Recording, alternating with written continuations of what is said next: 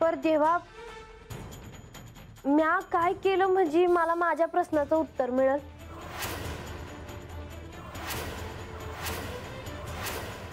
बानू, हे सर्व काही तू श्रद्धेने श्रवण कर. मनात कोणताही पूर्वग्रह ठेवू नको.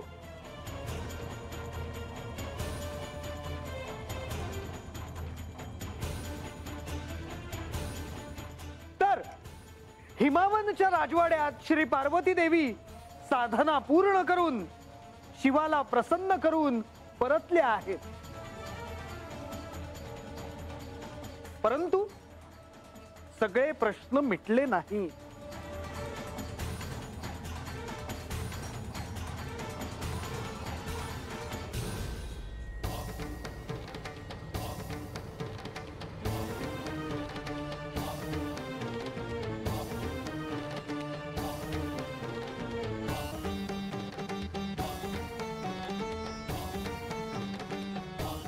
देवी, आज इतकी शुभवार्ता आपल्याला कळाली. श्री महादेवांनी पार्वतीशी विवाह करण्याला संमती दर्शवली. आजचा दिवस खरोखरीच शुभ आहे. हो, पण असं असतानाही तुम्ही इतक्या अस्वस्थ का? तुम्हाला देखील आनंद व्हायला हवा. मला आनंद झालाच आहे स्वामी. आपल्या कन्येची साधना यशस्वी झाली आहे. श्री महादेवांनी तिच्याशी विवाह करण्यास संमती दिली आहे. हा क्षण माझ्यासाठी आनंदाचाच आहे. पण काय देवी? पण माझ्या एका कन्येची इच्छा पूर्ण झाली आणि दुसरीची नाही, याचं दुःख देखील आहे.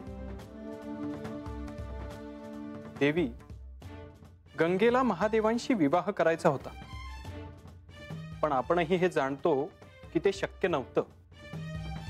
पार्वती आदिशक्ती स्वरूप आहे. साक्षात सतीदेवींनी तिच्या रूपानं या भूतलावर जन्म घेतला आहे. का? शिवशक्ती मिलनासाठी. ते मला ठाऊकच आहे, पण मातेचे दुःख तुम्हाला नाही समजणार. ही गोष्ट पार्वतीला देखील ठाऊक नाही. स्वर्गलोकी गंगेला हे कळालं तर त्यांना काय वाटेल या चिंतेने मला अस्वस्थ होत आहे.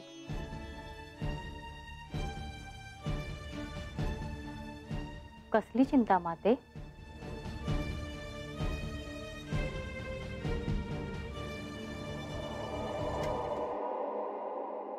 माते, कसली काळजी आहे तुला?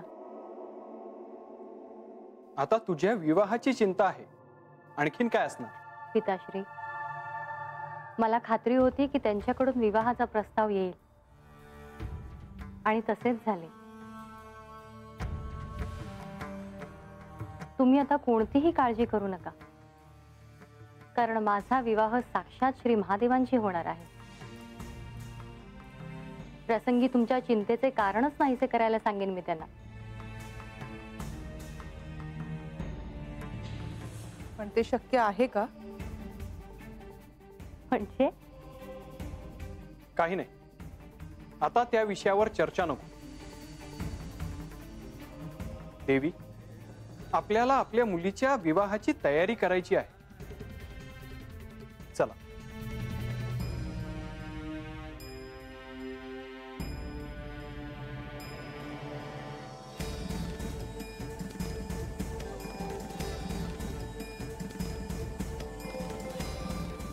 माता खूप चिंतेत दिसत होती. काय बरे झाले असावे. शिवोहम शिवोहम शिवोहम शिवोहम शिवोहम शिवोहम शिवोहम शिवोहम शिवोहम शिवोहम शिवोहम शिवोहम शिवोहम शिवोहम.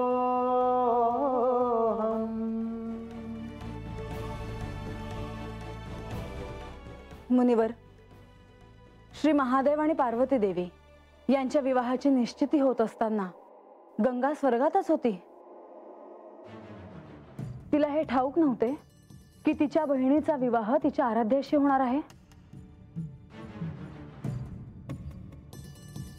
स्वर्गलोकात देवी गंगा गेल्या कारण तारकासुराने स्वर्ग दूषित केला होता. त्यांच्या जाण्यामुळे स्वर्ग शुद्ध झाला खरा, परंतु जाण्याआधी श्री गंगादेवींनी काय पण केला होता बरं? म्या सांगते महाराज.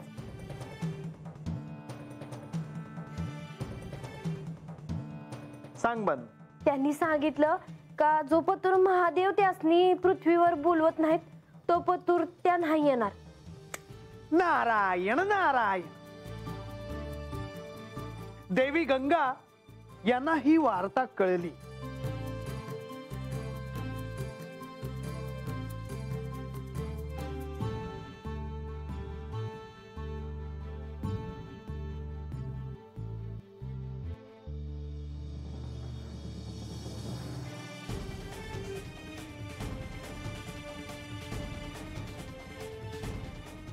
माझी अर्धांगिनी म्हणून सती शिवाय मी कोणाचाही विचार करू शकत नाही.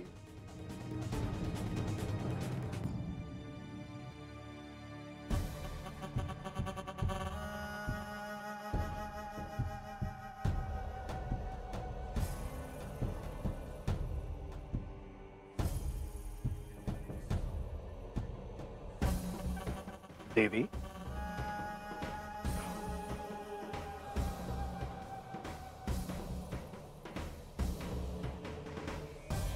देवी, आपल्या येण्यामुळे हा दूषित स्वर्गलोक पुन्हा पवित्र झाला आणि माझ्या या स्वर्गलोकी आपण अद्यापही अशा दुःखातच आहात.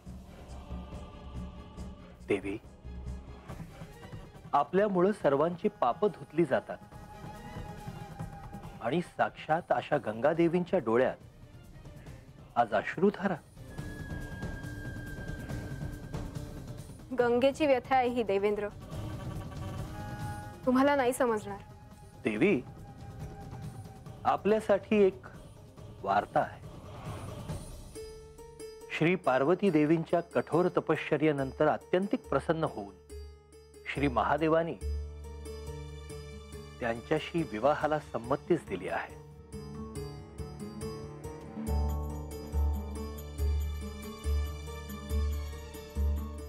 आपल्यासाठी ही शुभवार्ता नाही याची मला कल्पना आहे. होय देवेंद्र, एकीकडे ती माझी बहीण आहे.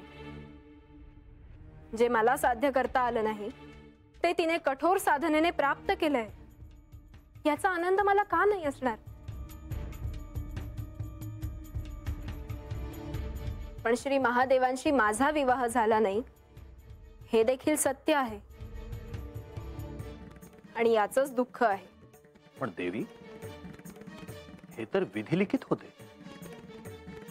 म्हणजे देवी, श्री महादेवांशी आपला विवाह व्हावा या हेतूने पार्वती देवींच्या रूपाने स्वतः श्री सती देवींनी हा पुनर्जन्म घेतला आहे.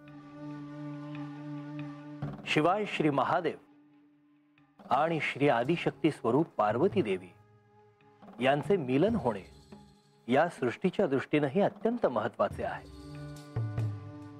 त्यांचं मिलन होणार आणि तारकासुराच्या अत्याचारातून या सृष्टीची मुक्तता होणार. पण माझी इच्छा पूर्ण झाली नाही याची खंत राहील माझ्या मनात. श्री महादेवांवर ज्यांनी अपार प्रेम केलं, परंतु प्रेमभंगाचं शल्य ज्यांच्या वाट्याला आलं त्या श्री गंगादेवी स्वर्गात होत्या आणि श्री महादेव कैलासात. दोघांच्याही भेटीची एकही शक्यता नव्हती. परंतु श्री पार्वती देवींना याची पूर्वकल्पना असावी असं मैनावती देवींना वाटत होतं. तिथे पोटी आदिशक्ती असूनही माता पित्यांची ही चिंता होती. माया, दुसरे काय?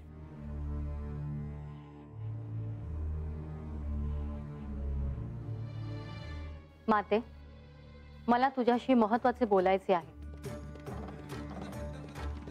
पिताश्री, मला जाणवते आहे की मातेला कसली तरी चिंता वाटते आहे, म्हणून मला तिच्याशी बोलायचे आहे. तसं काही नाही पार्वती. माते, देवी, आज ना उद्या हे पार्वतीला कळणारच होते. मग ते आजच सांगून टाका. म्हणजे नक्कीच काहीतरी आहे. होय पार्वती, तू म्हणते आहेस ते खरं आहे.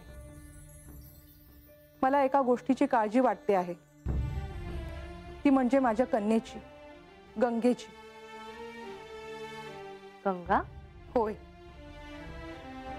ज्या महादेवांना प्राप्त करण्यासाठी तू खडतर अशी तपश्चर्या केलीस, अनेक दिव्यातून स्वतःला पार पाडलेस आणि महादेवांना प्रसन्न केलेस, त्याच महादेवांशी विवाह करण्याची तिची देखील इच्छा होती.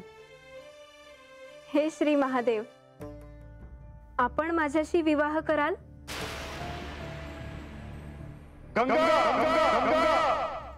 माझी अर्धांगिनी म्हणून सती शिवाय मी कोणाचाही विचार करू शकत नाही. आपण माझ्याशी विवाह करावा यासाठी मी प्रतीक्षा करेन. आणि हेच कारण होतं ज्यामुळे मी महादेवांची पूजा अर्चा करण्यापासून तुला दूर ठेवलं. माझ्या एका कन्येचा विरह मी सहन केला आणि तेच तुझ्या बाबतीतही घडावं असं मला वाटत नव्हतं. माते, मी हे सारे काही ऐकले, मात्र माझ्या बाबतीत तसे नाही घडणार. मी श्री महादेवांसोबत आनंदाने राहीन. हो पार्वती, पण माते, त्यांच्या खेरीस माझे जीवन व्यर्थ आहे. माझा जन्मच जणू त्यांच्या मिलनासाठी झाला आहे असे मला वाटते.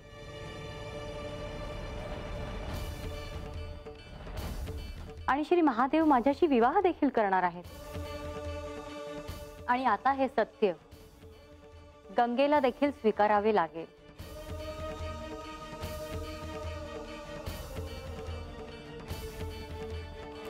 गंगा आणि माझी भेट झाली. मला खूप आनंद वाटला. माझी आणि त्यांची भेट माझे आराध्य, माझे पती श्री खंडेरायांमुळे झाली. त्या क्षणी माझ्या मनात खूप प्रश्न होते, पण आता मला असं वाटतं की त्या जर माझ्या समोर असत्या तर मी त्यांना हे विचारलं असतं की तुमचं श्री महादेवांवर एवढं प्रेम असूनही महादेवांनी त्या प्रेमाचा स्वीकार केला नाही.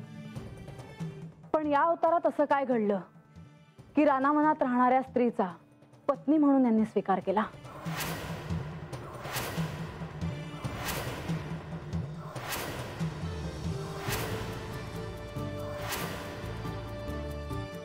तुम्ही कोणीच काही का बोलत नाही आहात?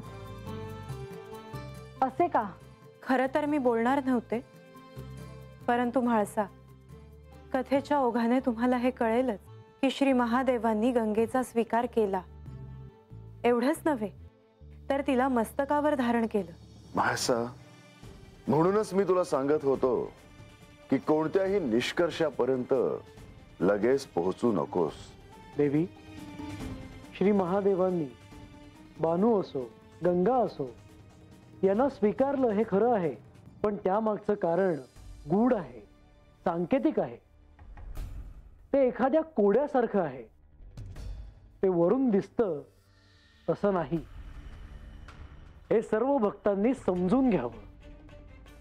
देवांनी म्हाळसाताईसनी गंगा देवींची भेट घडवली, पण माझी त्यांच्याशी भेट का नाही घडवली? बानू, मनात कोणत्याही शंकेला जागा देऊ नकोस. शांत रहा.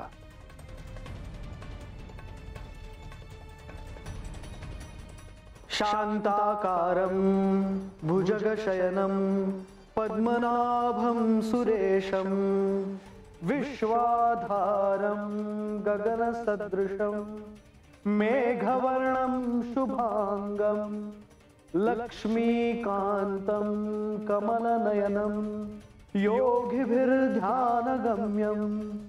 वन्दे विष्णुं भवभयहरं सर्वलोकैकनाथम्.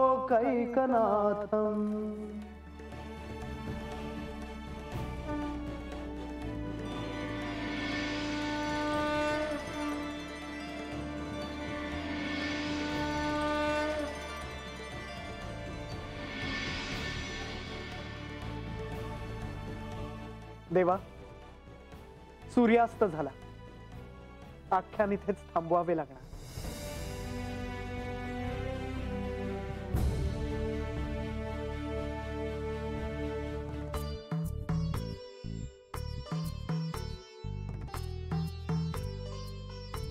सदानंद सदानंद सदानंद सदानंद सदानंद सदानंद सदानंद सदानंद सदानंद सदानंद सदानंद सदानंद सदानंद.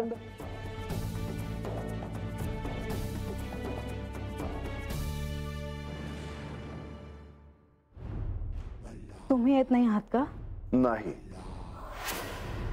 मला प्रधानजी, लक्ष्मी देवी आणि मुनिवर यांच्याशी बोलायचे आहे.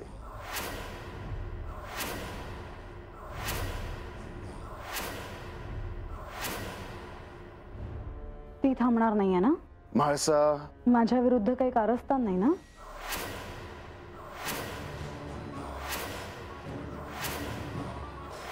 माझ्या विरुद्ध काही कारस्थान तर नाही ना? म्हाळसा, जर तुला असं वाटत असेल तर तू स्वतः इथे थांब. नाही, मी जाते.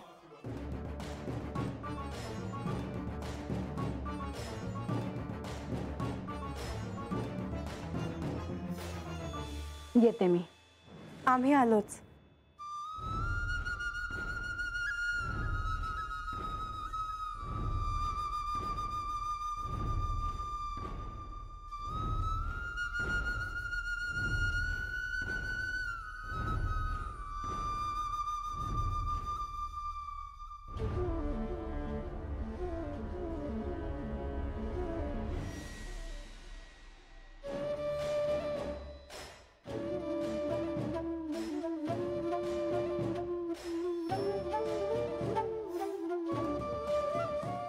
मी तुम्हाला इथे थांबा असे सांगितले कारण त्या मागे एक विशेष कारण आहे.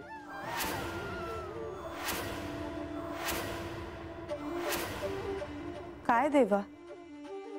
आणि म्हाळसा थांबल्या असत्या तर काय झालं असतं? ब्राह्ममुहूर्तानंतर श्री गणपती याचा उत्सव सुरू होतो आहे. निमित्त श्री गणेश चतुर्थी. आता माझ्या लक्षात आलं. तरी मला वाटत होतंच, गतवर्षी गडावर उत्सव साजरा झाला, परंतु ह्या वेळेस परिस्थिती वेगळी आहे. देवा, आपली काय सूचना आहे? उद्याचा शुभ काळ असा आहे की श्री गणेशांना त्यांचे दिव्य बालकाचे रूप सोडून मूळ रूपात काही काळ तरी यावे लागेल. आणि आले ध्यानात, श्री म्हाळसा देवींना जर ते श्री गजाननाच्या रूपात दिसले तर काय करायचं? नारायण नारायण. आपण श्री गणेश यांच्याशीच यावर बोललो तर?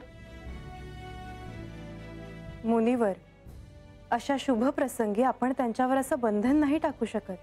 आणि त्यांना तरी धर्मसंकटात का टाकायचं? देवा, मी एक सुचवू का? बोला माधवा. आपण रिद्धी सिद्धी यांना इथे येण्याचे आमंत्रण दिले तर? त्याने काय होईल? गेल्या वर्षी त्यांना एकांतात वेळ देण्यात आला होता, ज्यात ते मूळ रूपात प्रकट झाले होते. ही कल्पना उत्तम आहे. असं असेल तर मग मी तसा संदेश रिद्धी आणि सिद्धी यांना देतो. उत्तम कल्पना आहे.